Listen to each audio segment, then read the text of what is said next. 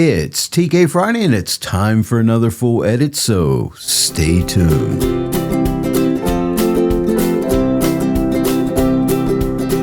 Hello everyone and welcome to The Joy of Editing with Dave Kelly and welcome to TK Friday. Today we're doing another full edit. Today's image is by Patrizio Napolitano. This beautiful image, I don't know where it was taken, but we got some hills, we got some mountains, we have a really cool cloud up here in the sky. So we're going to have a lot of fun with this one. Now, as always, you can download this image and the PDF notes and follow along. I'll have Dropbox links in the description below this video. If you have an image you would like me to edit on a TK Friday, go to the description of the video, scroll down through. You're going to find a contact me link. Contact me and we can discuss doing one of your images on a TK Friday. I'd love to hear from you. By the way, if you don't yet own the TK9 plugin for Photoshop, I'll have links in the description below this video that'll take you over to Tony Kepper's web store. There you're going to find the TK9 plugin for Photoshop, a lot of great panels over there you can pick up.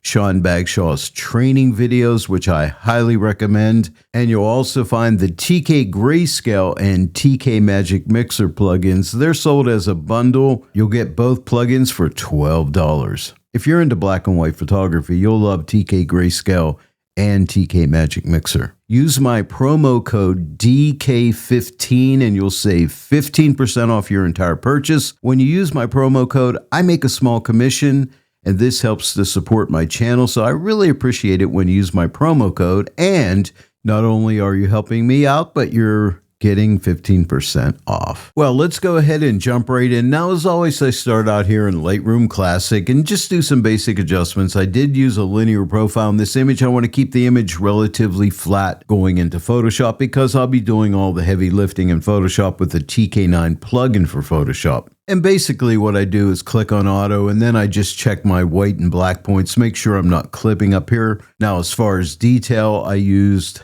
Lightroom's AI denoise on it, no sharpening on the image. And then for lens corrections, I always check on remove chromatic aberration and enable profile corrections. And no crop in this image. There was a little spot up here. I used the remove tool and got rid of that. But other than that, that is it. Now at this point, I just right click on the image, go to edit in and click on edit in Photoshop 2025. Here we are inside of Photoshop. Now the first thing I like to do is always start out a landscape image with my balance and contrast adjustments. Basically, I want the sky and the foreground to fit nicely together and I just want to add some contrast to the image in both sky and foreground, but I'll do that differently for each. Now, just to save some time, I'm going to use David Tillett's Photoshop Action B&C Landscape. I'll just give that a click. And that sets me up with a foreground and a sky layer. They both have MidTones 3 masks intersected into them, and they're only there to protect me from clipping shadows and highlights. By the way, I show you the long way around doing this without an action in the PDF notes under Step 1, Sky and Foreground Balance and Contrast.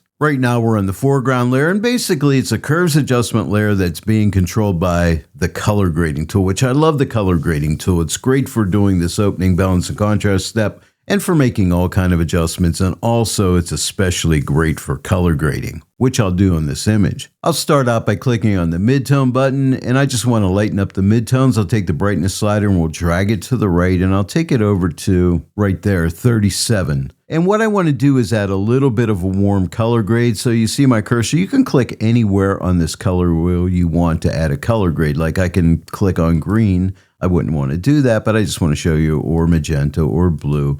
But I want a little warm color grade, so I'm going to click like right here. And now I'll click on the shadow button. We'll add some shadow contrast. I'll take the brightness slider. This time I'll move it to the left to darken, and I want to take it over to right there, -24. And I just want to cool off the shadows a little bit. So see my cursor? I'm going to click like right about here. And now for the highlights, I'll click on the highlight button. I do want to open up those highlights. I'll drag the brightness slider to the right over to right there, +40. Now let me shut off this layer. Here's before and here's after. So that's pretty nice. Now we're going to click on the sky layer. I'll start out with the midtones. I'll click on the midtone button and I just want to slightly lighten the midtones over to right there, +11. And now how about a little bit of blue color grade? Let me click like right about here. And now for the shadows, I'll click on the shadow button. I want to darken up the shadows a bit, and I'll take this over to right there. And now let's work on the highlights. I'll click on the highlight button. I want to dull down the highlights just so this cloud doesn't get too light. So we'll drag this to the left, and I'll take it right there, -28. Now let me shut off this layer. Here's before, here's after. I like it. And now if we click this button on the Combo 6 panel, we can see the overall before and after. Here's where we started, and now we're here. So we're off to a nice start. I'm done with the color grading tool, so I'll click the X to close it so we can get back to the multi-mask panel. Now, usually the next step for me is to do a mid-tone balance and contrast, but I thought I'd try something different on this image because we have a lot of nice textures here. I want to do a soft pop. That'll bring out some details and add a little pop of color, and it's a TK action. If your TK actions aren't open on the Combo 6 panel, look for a TK button, give it a click, and then click on the soft pop action. And that adds soft pop to the image. Now I only want it in the foreground, so what I'll do is come to the Combo 6 panel, click on the layer mask calculator, click on foreground and click apply. And now that's only going to the foreground. Now I want to keep it out of the darkest shadows, so what we'll do is use some blend diff. So come up to the multi-mask panel, click this button right here, and I'm going to click this button for no darks too. Now watch the image when I click it. See, it keeps it out of the darkest shadows, which really helps. Now I think the layer opacity is too high, so I'm going to pull that the whole way off and then just build it up slowly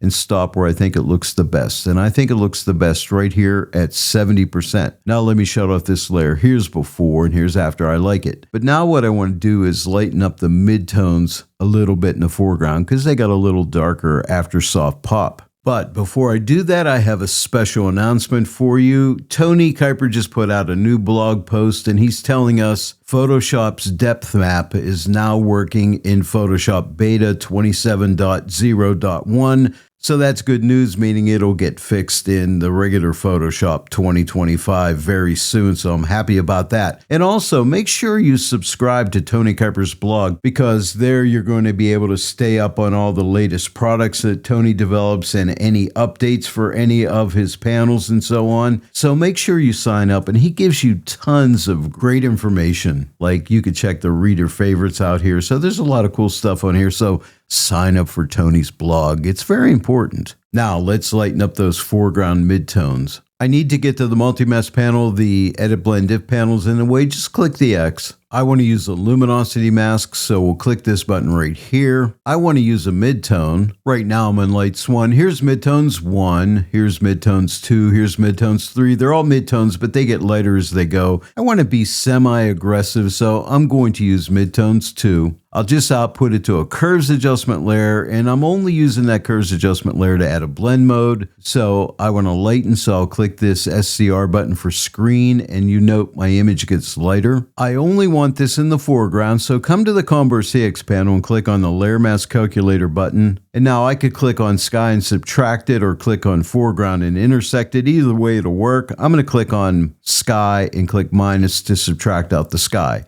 And now if I shut this layer off, here's before, here's after. It's too strong, so I'll take the opacity the whole way off. And again, just build it up slowly. And I think it looks best right here at 75%. Let me shut off this layer. Here's before and here's after. Now I'll shut off these two layers, the soft pop and the midtone lightening. This is before and this is after. Really like that adjustment. What I want to do next is darken up the sky at the very top. I call that closing off the top of the image, and then I'll follow that up by closing off the bottom, just darkening this bottom on a slight angle here, but we'll start with the sky. On the Combo 6 panel, hold down your Shift key and click on the MUL for multiply button. This will give you a curves adjustment layer with a black hide all mask in the multiply blend mode, and this is called a multiply brush, but I'll use it to apply a linear gradient, so I'll repurpose it. Click on your gradient tool and then come up to the Photoshop menu, and you see where it says gradient here. Click this drop down, open up your TK gradients. If you don't have them, they're free. You can pick them up at the TK web store. Click the white to black gradient button and make sure you click on linear gradient. And all you have to do is like click right here, click and drag down, hold down your Shift key as you drag to keep that going straight. And I want to take it down to maybe right about here. And then I want to adjust this diamond to give you a nice fade off here to maybe somewhere right about here. Now, if we don't want to see this line, we could go ahead and click on the curve icon. That'll go away. Now let's take the opacity the whole way off and let's build it up slowly. I really don't want too much here. I just want to subtly darken the top. And I think I'll take it to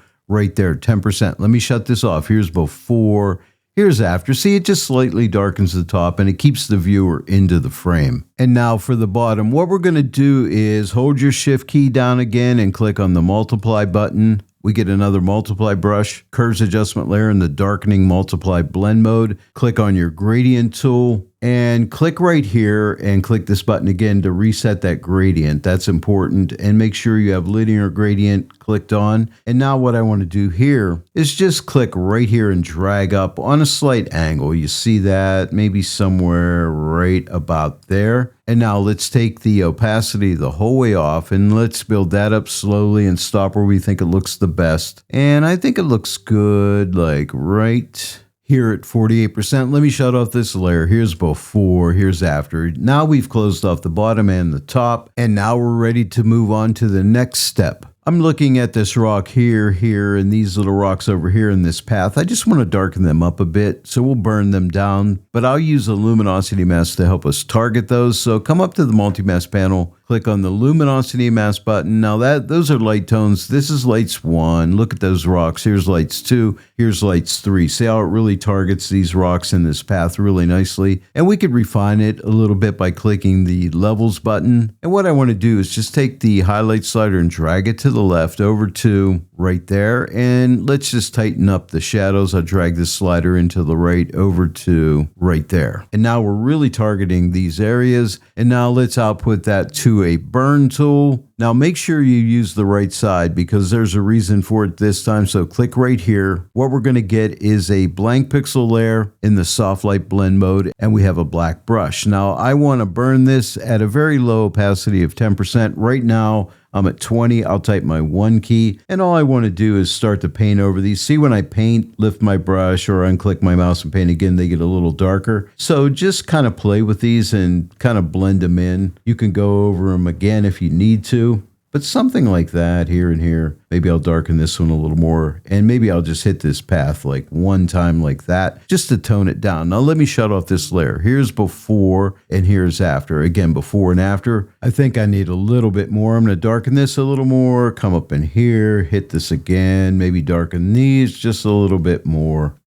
I think that's going to be pretty good. Now, whenever you do burning, a lot of times your saturation will increase a little bit. And so I like to decrease the saturation on just the areas that I burn. So here's what we do. Hold your Command or Control key down and click on this burn layer. And that'll load that as a selection. And now what we can do is come up to the multi-mask panel, click this button to get a hue saturation adjustment layer. And if we look at the mask by clicking this button here, you can see where I've burned those areas, right? Click this button again to go back to the image. And I just want to reduce the saturation just a tiny little bit. It's minimal, but it'll be helpful. And I just want to take it back to right there, -30. I'll shut this off. It's going to be very subtle. Here's before and here's after, but it's just a little attention to detail. And now as I study the image, I'm looking at this rock right here. Wouldn't it be nice to bring out some really cool textures in here? And we'll use the camera raw filter to do that. So come to the Combo CX panel, click this button right here for camera raw filter. We're going to come into the camera raw filter. We're going to click effects. And what I want to do is increase the texture a good bit. I'm only looking at this rock. The rest of the image will look bad, but don't worry about it. Just look at this rock when you make your adjustments. So drag your texture slider to the right, and I'll take it to right there, 46. And now we'll take clarity. I'll drag it to the right and almost to the same amount, right over to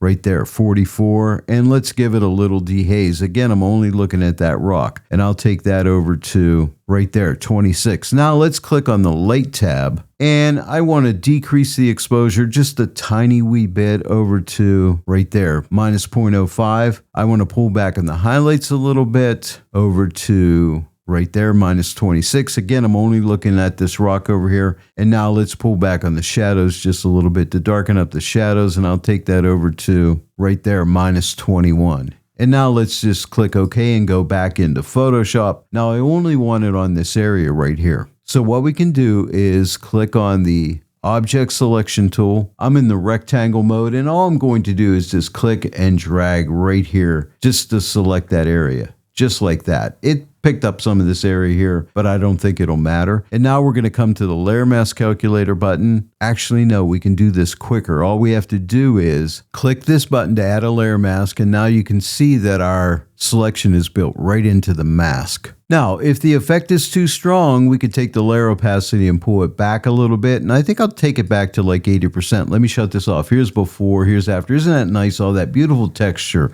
Now, I do want to point out when you click the Cam Raw button, this becomes a smart filter, the Camera Raw filter, so that's pretty cool. So we can always double click this and go back and readjust if needed. So bear that in mind. We're getting close to being done. The next thing I want to do is adjust the color luminosity of all the colors. In other words, lighten or darken the various colors of the image. And to do that, we'll use a TK action. If your TK actions aren't open, click a TK button on the combo or CX panel and look for the color loom action. Give that a click. And now we can adjust how light or dark the various colors are. I always like to start at the top with red. See, I can make anything that's red lighter or darker. Isn't that cool? And I think I just want to darken up the reds a bit over to right there, -36. Now let's work in the yellows. We can lighten the yellows, darken the yellows. And I think I want to lighten them slightly right there, like 105. And now let's look at the greens. We can lighten the greens or darken the greens. I think I want to darken the greens up a little bit, and I'll take them over to, or a good bit, over to right there, -92. Now how about the cyans? We can darken or lighten the cyans. I think I want to darken them up a little bit, maybe over to right there. And now the blues. Maybe I'll just slightly lighten the blues a little bit, maybe to like right there. Now let me shut this off. Here's before, here's after. Isn't that cool? Look at all the beautiful textures it has brought out in here. Again, before and after. I really like that. And now, you know what? I think I do want to add a slight amount of mid-tone contrast. We'll do it a little differently this time. Come up to the multi-mask panel, click on the Curves Adjustment Layer button. We get a Curves Adjustment Layer, and then come back to the multi-mask panel and click the Edit Blend Diff button. And I'm going to click on Midtones 3. I want to add mid-tone contrast to Midtones 3. And then come to the Properties panel for curves, and the presets are here. Click the drop down and look for linear contrast. It's a really mild contrast. Give that a click. And now let me shut this off. Here's before, here's after. See, just a little bit of mid-tone contrast, and that's really beautiful. And note this curve is a very slight S curve, a gentle lifting in the highlights and a gentle darkening of the shadows. That's it. Again, here's before, here's after. I really like this. And now let's finish this edit up with a vignette. So if your TK actions aren't open, click a TK button on the combo or CX panel, click vignette. A Gaussian blur dialog comes up, just click OK. Now I want to keep it out of the darkest shadows. So what we'll do is, we're still in Edit Blend Diff right here. What we want to do is click on No Darks 2. That'll keep it out of the darkest darks. Let me shut off the vignette. Here's before, here's after. It's a little too strong, so let's take the opacity the whole way off and then just build it up slowly. And I think I'll stop here at 20%. Now I'll shut it off. Here's before, here's after. Now, if you feel the sky's too blue and I actually kind of like it, you can always come to the multi-mask panel. Right now, Edit Blend Diff is in the way. Click the X. Click on the Hue Saturation Adjustment Layer button, and then just click the Target tool and just pull back on the blues a little bit if you felt they were a little too strong. So that's totally up to you. I'll shut this off. This is without the blue saturation decrease, and this is with it. So I like it with the extra saturation, but that's totally up to you. You can tweak as much as you want. Now, let's see where we've come from. Let's see an overall before and after. So in the Combo or CX panel, look for this button, give it a click. We started out here, and now we end up here, and I'm really happy with the way this edit turned out. Now, please download the image and the PDF notes and give the edit a try and experiment. And you may even want to take this image even further, but that's totally up to you. It's all part of the joy of editing. Well, there it is, everyone. Another TK Friday comes to an end. I hope you enjoyed today's full edit. If you enjoyed today's video, please give it a like and share it with your friends. And if you're not yet a subscriber to my channel, please subscribe, click the bell notification icon, click all so that you receive all notifications. And then every time I upload a new tutorial, you'll get notified about it. I want to thank each and every one of you for joining me today in the Joy of Editing with Dave Kelly. And I will see you all right here next time. But until then, happy editing.